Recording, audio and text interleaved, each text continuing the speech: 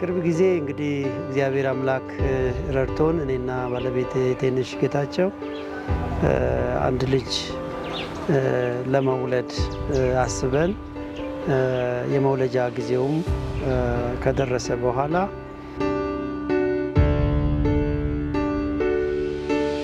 ይሄኛው ግን በጣም ከብዷት ነበረ።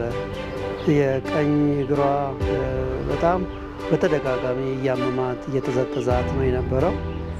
ከዛም የመውለጃ ጊዜዋ ሲደርስ ወደ ኮሪያ ሆስፒታል አዲስ አበባ ወዳለው ገርጂ ወዳለው ኮሪያ ሆስፒታል ነው የሄድነው።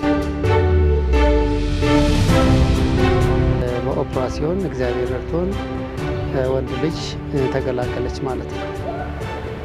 እንግዲህ ደስታችን እስከ ምሳ ሰዓት ብቻ ነው የቆየው። ልጁ ተወልዶ 10ኛ ቀን አካባቢ ደርሶታል። ነገር ግን የግርዛቱ ቀን በጣም ድንገተኛ የሆነ ነገር ተከሰተ።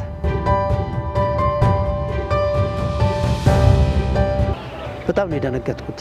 ምንድን ነው እየተከሰተ ያለው? በዚህ ጊዜ ግን ውስጤ ከፍተኛ የሆነ የጠላት የተቃውሞ ውጊያ እንዳለ ውስጤ በጣም ይነግረኝ ነበር እና እግዚአብሔር ውስጤን እያበረታ ነበር።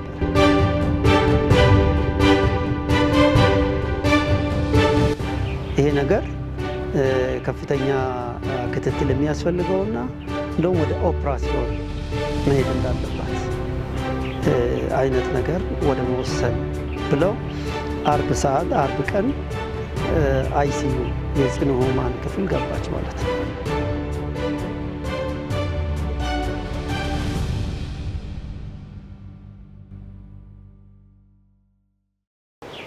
እንደምን ሰነበታችሁ ወደ ተመልካቾቻችን። ይህ ቤርሻቤ ቲዩብ ነው። በቤርሻቤ ቲዩብ ላይ እየሰጣችሁን ስላለው ሀሳብ አንዳንድ ምክሮችና ሁሉም ነገር ከልብ ማመስገን እንፈልጋለን። ዛሬ ደግሞ በቅርብ ጊዜ የገጠመኝን አንድ የእግዚአብሔር ታላቅ ስራ የሆነውን ምስክርነት ወደ እናንተ ለማድረስ መጥቻለሁ። እንግዲህ ምስክርነቱን ሁላችሁም እንደምትከታተሉና እንደምትባረኩበት ባለሙሉ ተስፋ ነኝ። የቅርብ ጊዜ እንግዲህ እግዚአብሔር አምላክ ረድቶን እኔና ባለቤቴ ቴንሽ ጌታቸው አንድ ልጅ ለመውለድ አስበን የመውለጃ ጊዜውም ከደረሰ በኋላ የሚገርማችሁ ነገር እንደደረሰ ትንሽ ይሄ እርግዝና ጊዜዋ ትንሽ ከብዷት ነበር። ከዛ በፊት እንግዲህ 2 ልጆች ወልደናል፣ 2 ወንድ ልጆች። ይሄኛው ግን በጣም ከብዷት ነበረ። የቀኝ እግሯ በጣም በተደጋጋሚ እያመማት እየተዘጠዛት ነው የነበረው። ከዛም የመውለጃ ጊዜዋ ሲደርስ ወደ ኮሪያ ሆስፒታል አዲስ አበባ ወዳለው ገርጂ ወዳለው ኮሪያ ሆስፒታል ነው የሄድነው። ቀኑ ሮብ ቀን ነው። ወደ ኮሪያ ሆስፒታል ከገባን በኋላ በማግስቱ ሐሙስ ቀን 2 ሰዓት አካባቢ በኦፕራሲዮን እግዚአብሔር ረድቶን ወንድ ልጅ ተገላገለች ማለት ነው። እንግዲህ ደስታችን እስከ ምሳ ሰዓት ብቻ ነው የቆየው። ከምሳስ በኋላ ልጁ የተወለደው ሕፃን የኦክሲጂን እጥረት ያስፈልገዋል ተብሎ ወደ አይሲዩ እንዲገባ እኔ ተጠርቼ ነግረውኝ እንዲፈርም ተነገረኝ። ምንም ማድረግ ስለማልችል የሚደረገውን ሁሉ ነገር አድርጌ ልጁ ወደ አይሲዩ ገባ ማለት ነው። ስለዚህ እናት ሌላ የመኝታ ክፍል፣ እሱ ደግሞ የጽኑ ህሙማን የህፃናት የጽኑ ህሙማን ክፍል ሆነ።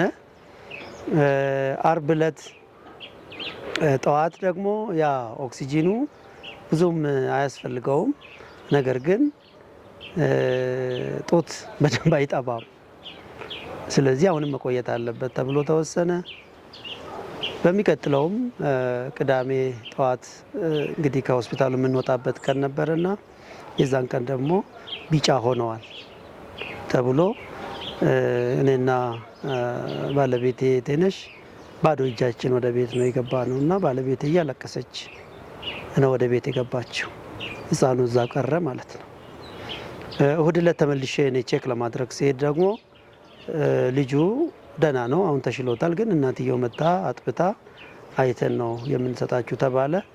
በማግስቱ ሰኞ ዕለት ከ4 ቀን አይሲዩ ቆይታ በኋላ ልጃችንን ወሰድን፣ ቤት ገባን፣ እግዚአብሔርን አመሰገንን። ባለቤቴም እንደ ማንኛውም እናት ህፃኑን ልጇን ማጥባት ጀመረች። ከዛ ለሳምንት ልጁን ልናስገርዝ ቀጠሮ ያዝን ማለት ነው። ልጁ ተወልዶ 10ኛ ቀን አካባቢ ደርሶታል። ነገር ግን የግርዛቱ ቀን በጣም ድንገተኛ የሆነ ነገር ተከሰተ። እኔም ወደ ስራ ተመልሼ ነበረ። ስብሰባ አዳማ ሄጃለሁ። ከአዳማ ተመልሼ ቢሮ ገብቼ ባለሁበት ስልክ ተደወለልኝ። ማክሰኞ ቀን በ10ኛው ቀን ነው የተወለደው። ህዳር 5 ነው በፈረንጆቹ 14 ማለት ነው፣ ኖቬምበር 14።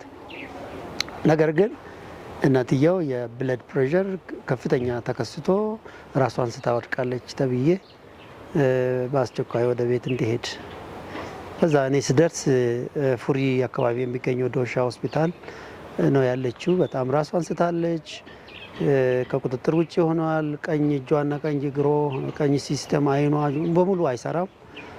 ስለዚህ እዛ እንደደረስኩኝ ማስታገሻ እንዲሰጡ ዶክተሮቹ በጣም ነው የደነገጥኩት። ምንድን ነው እየተከሰተ ያለው?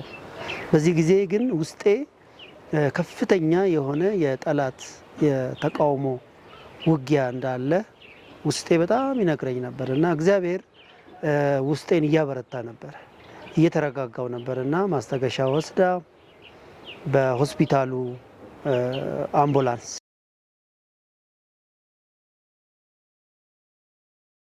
ኦልሞስት ወደ 46-47 ከዛ ሚስቴ የለኝም። እኔ ግን ታሪካቸውን አውቃለሁ። ጓደኞቼ ናቸው፣ አብረን ነው የምንውልና ግማሹ 3 አለው፣ ግማሹ 5 አለው። በጌታ አይደሉም።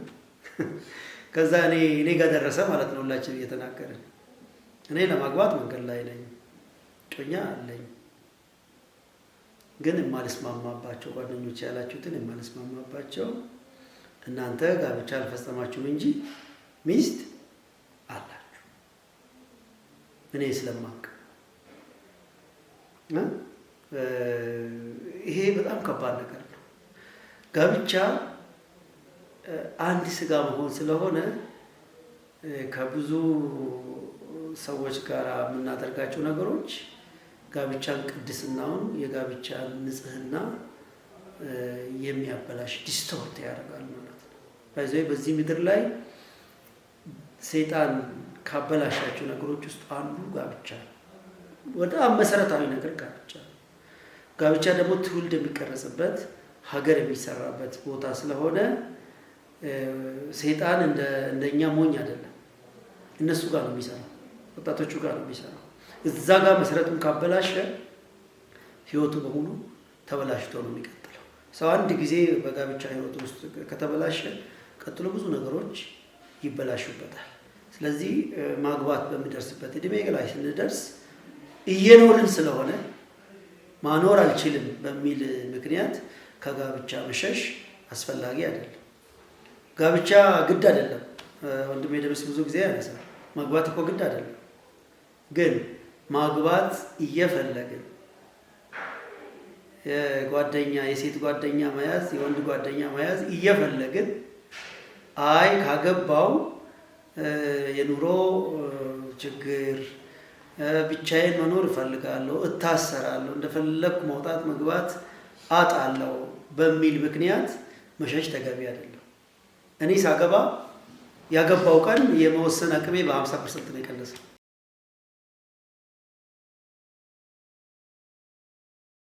ኦሮሞ ክርስትና ከመምጣቱ በፊት ነበረ።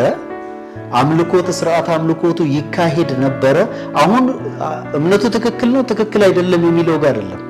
ለምሳሌ የሆነ በምድሪቷ ላይ የነበረው አምልኮ ልክ ነው፣ አማልክቶቹ ትክክል ናቸው ወይስ ትክክል አይደሉም የሚለው ጋር ሳይሆን ሊትራል ቃሉ ጥሬ ቃሉ የኦሮሞ በምድሪቷ ላይ የራሱ የሆነ ባህል ነበረው፣ የራሱ የሆነ አማልክቶች ነበሩት፣ ሲያመልክ ነበር።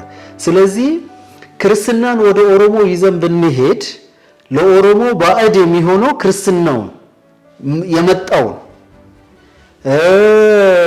ሙስሊም ዶሚናንት ወደ ሳውዲ አረቢያ ለምሳሌ የሆነ ነገርን የሆነ የዋቄ ፈታን ይዘን ብንሄድ ወደዛ ዋቄ ፈታው ነው ባዕድ ኢንዲጂነስሊ አባቶቻቸው ዘር ማንዘር ታራጎቻቸው ሲያመልኩት ያልነበረ ሲያደርጉት ያልነበረ አዲስ የመጣ ነገር ነው። እኔ ደግሞ ባዕድ አምልኮ የሚለውን የምረዳው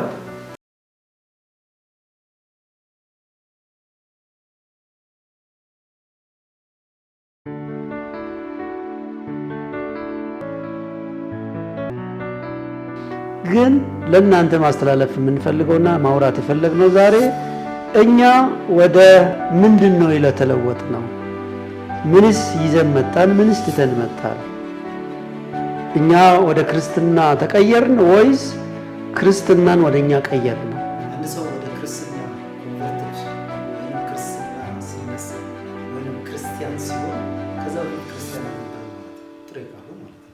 ለምሳሌ ጌታን ተቀበልክ ማለት ከዛ በፊት ጌታ ነበርክ ማለት ነው። ሊከተለኝ የሚወድ ቢኖር ራሱን ይካድ። ገብቶሃል? የታለው ካልቸሩቶ ባህሉቶ ያኛውን ነገር እነኛን አማልክት ነው ራስን ራሱን እንድትክድ ነው ዲማንድ የሚያደርግ።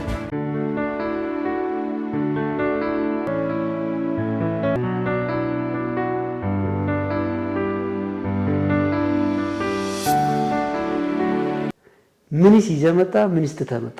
እስቲ ከዛ ጀምር። ምንስ ይዘህ መጣ? ምንስ ትተህ መጣ? እስቲ ከዛ ጀምር።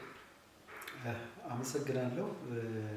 እንግዲህ ከዛ በፊት ምናልባት ማውራት ካለብኝ ወይንም ሀሳብ መስጠት ካለብኝ አንድ ሰው ወደ ክርስትና ኮንቨርትድ ወይንም ክርስትና ሲነሳ ወይንም ክርስቲያን ሲሆን ከዛ በፊት ክርስቲያን አልነበረም ማለት ነው፣ ጥሬ ቃሉ ማለት ነው። ለምሳሌ ጌታን ተቀበልክ ማለት ከዛ በፊት ጌታ አልነበረህም ማለት ነው። ጌታ አልነበረህም ኢን ሴንስ እውነተኛው ብዙ ጌቶች አሉ፣ ብዙ አማልክቶች አሉ፣ ብዙ ነገስታቶች አሉ። የእውነትን አምላክ አልተከተልክም ማለት ነው። ስለዚህ ወደ ጌታ ስንመጣ ወይንም ደግሞ ወደ ክርስትና ስመጣ ያንን ክርስቲያን ሳልሆን ሳመልካቸው የነበሩትን አማልክቶች ፕራክቲስ አድርጋቸው የነበሩትን ፕራክቲሶች ትቼ ይሄኛውን ተቀበልኩ ማለት ነው።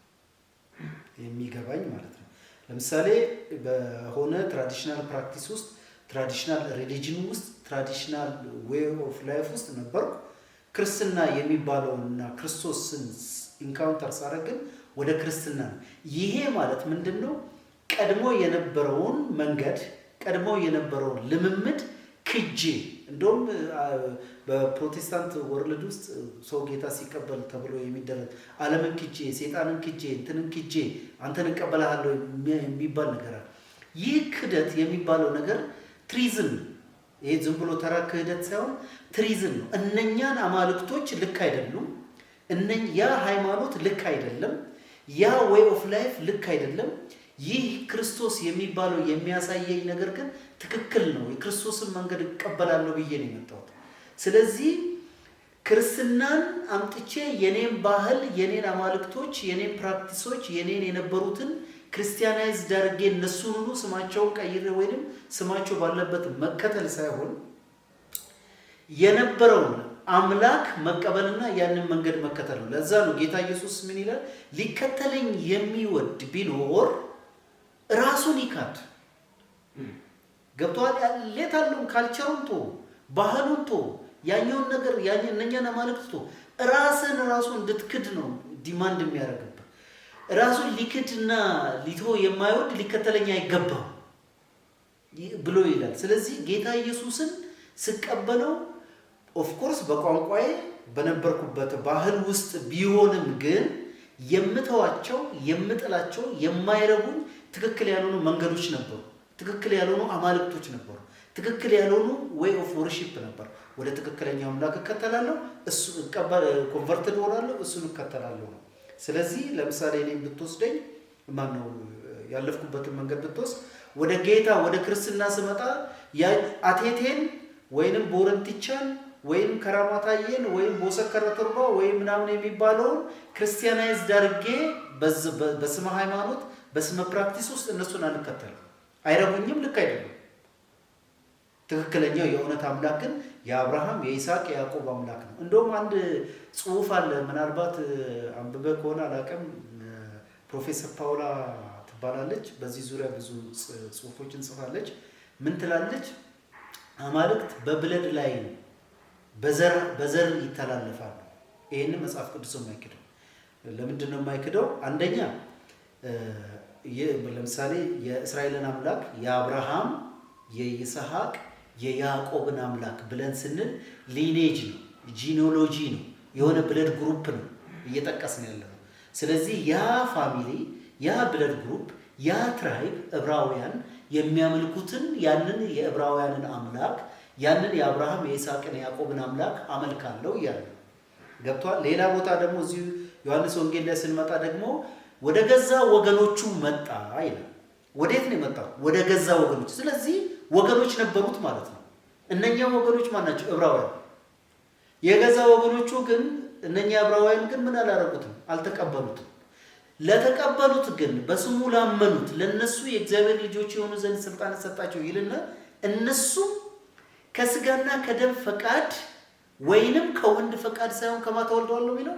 ከእግዚአብሔር ተወልደዋል። ስለዚህ ከሆነ ብለድ ግሩፕ፣ ከሆነ ሊኔጅ፣ ከሆነ ጂኒዮሎጂ ወደ ሆነ ብለድ ግሩፕ፣ ወደ ሆነ ትራይብ፣ ወደ ሆነ ካልቸር፣ ወደ ሆነ አይደንቲቲ፣ ወደ ሆነ አማልክት አምላክ ነው የመጣ ነው ማለት ነው እንጂ የነበረውን አሁን እኔ ብዙ ጊዜ ከዚህ በፊትም አውርተናል። አንዳንድ ብዙ አማልክቶች አሉ የሚለው ቪዲዮ ላይ ተመልካቾቻችንም ወይንም ወደኋላ ተመልሰው ቢሄዱ አማልክቶች ብዙዎች ናቸው።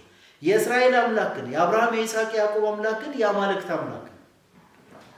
እስራኤል ስንል አሁን ጂኦግራፊካሊ ያለችው ሀገርን ሜንሽን ማድረግ አይደለም። እስራኤል ማለት የያዕቆብ አምላክ ያወጣለት ስሙ ነው። ከሰውም ከእግዚአብሔርም ጋር ታገል አሸንፈሃል እና ከዛሬ ጀምሮ ስምህን እስራኤል ብለዋል። የእስራኤል አምላክ ብለን ስንል የያዕቆብን አምላክ ማለት ነው። ፖለቲሳይዝድ እንዳይደረግ ስለፈለኩ ማለት ነው። ስለዚህ እኔ ጌታን ተቀበልኩ ማለት የሆነ ክህደት የፈጸምኩበት የሆነ የጣልኩት የሆነ እምቢኝ ያልኩት ነገር አለ ማለት ነው። አለኝ ማለት ብቻ ሳይሆን ያንን ትቼ ወደ ሆነ ዌይ ኦፍ ላይፍ፣ ወደ ሆነ ስታንዳርድ ኦፍ ላይፍ፣ ወደ ሆነ ወርሺፕ ስታንዳርድ የመጣሁበት ነገር አለ ማለት ነው። ብዙ ጊዜ ይህንን ለምንድን ነው የማወራው? ብዙ ጊዜ ባህሎች ክርስቲያናይዝድ ይደረጋሉ። ክርስቲያናይዝድ ይደረጉና ለምሳሌ እንውሰድና የ3000 ዓመት ታሪክ ሃይማኖታችን የ3000 ዓመት ታሪክ አለ ይባላል። የ3000 ዓመት ታሪክ ክርስትና እኮ ኢየሱስ ክርስቶስ ከሞተ እኮ ከተወለደ 2500 ዓመት ነው በነጮች። በኢትዮጵያ 2017 ላይ ነው ያለው። እንደ 3000 ዓመት ክርስትና ከየት መጣ? ክርስትናን የጀመረው ክርስቶስ ነካል። ክርስትና ማለት የክርስቶስ ተከታይ ነን ብለን ካል ያንን ያህል አማልክት የለን። ከዛ ተሻግሮ ግን ክርስቲያናይዝድ ሆኖ ግን የሚመጣ ነገር መኖር የለበትም። ፒውርሊ የሰማይ አምላክን ፒውርሊ የአብርሃም የይስሐቅ የያዕቆብ አምላክን የሃዌ አምላክን የመከተል ያንን አምላክ ደግሞ ማን ነገረን? ለእስራኤላውያን በሙሴ በቶራ መጥቶላቸዋል፣ ተናክ ላይ አለላቸው።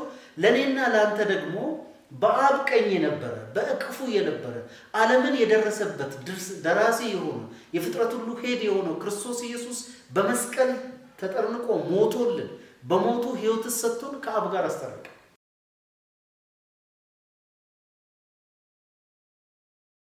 አምላክ አንድ ወይስ ብዙ? እውነት ልንደርስበት እየሞከርን እንሄዳለን እንጂ አቴን አይደረግም። የሚደረስበት አምላክ አይደለም እሱ ሩቅ ስለሆነ ማለት። ስለዚህ አብን ማወቅ የላከውንም ወልድን ማወቅ ይህች የዘላለም ሕይወት